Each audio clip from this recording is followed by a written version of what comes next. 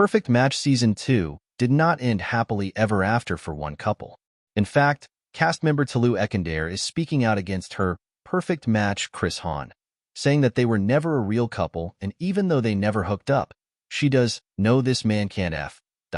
On Wednesday's episode of the After Curfew podcast, the Trust alum Tolu did not hold back while talking about dated and related star Chris.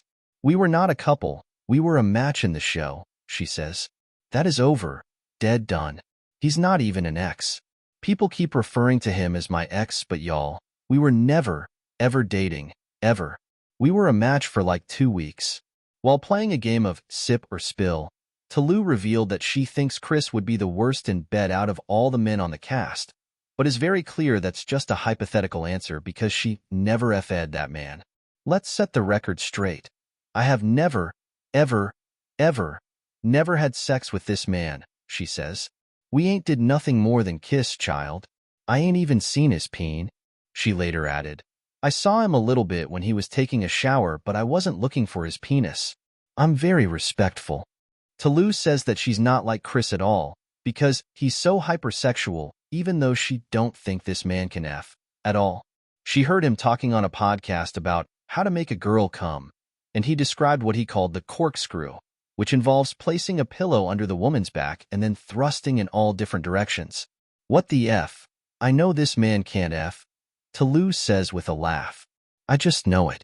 I know you've never made a girl come in your life because what the F is the corkscrew? I don't think that man can actually F, well, at all."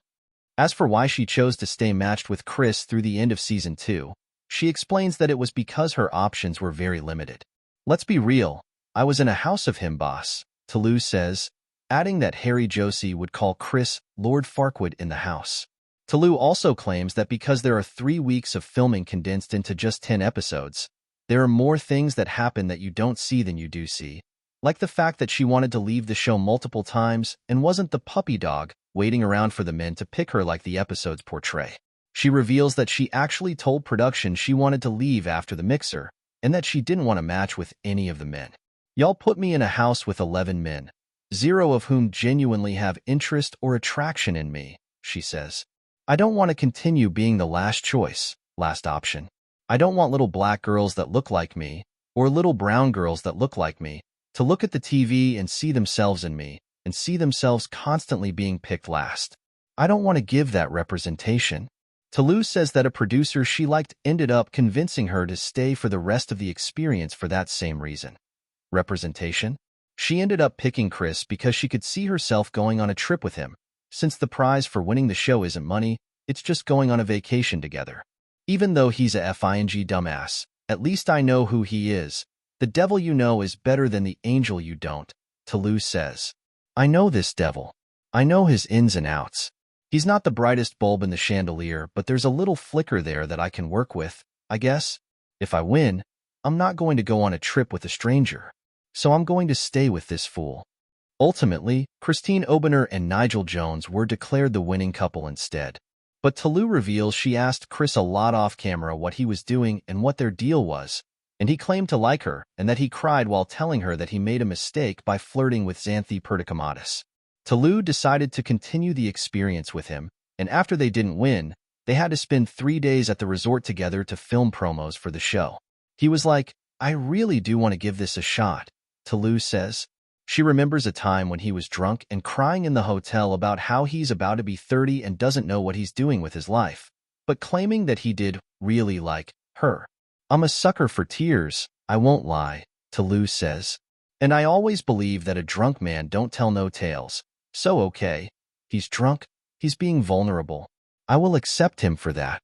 She says he wanted to keep in contact with her after filming ended and would text her, but when she would reply, he took 4 days to respond to her. She finally texted him that he's a piece of S. "I hope it was all worth it," and he sent her a long message to which she didn't respond. "I didn't have an option in the house. Now when we're outside, there's 8 billion people in this world," Tolu says. "You think I'm going to sit here and play these games with you? Settle for you? You are not the prize." She says the next time she saw him after that text exchange was at a party when she moved to Los Angeles, and he mispronounced her name again. She says she had to correct this fool on how to say her name a million billion times. He asked her, "How do you want to play this?" In regards to what their relationship is when the show came out. I was like, play what? Are you insinuating that I should sit here and pretend like we're together? Toulouse says. She says her ego and self-confidence took a hit after filming ended after constantly being the last pick, and she doubted herself. I had to take a moment to reevaluate, fall back in love with myself, she says, and reveals that she's single now.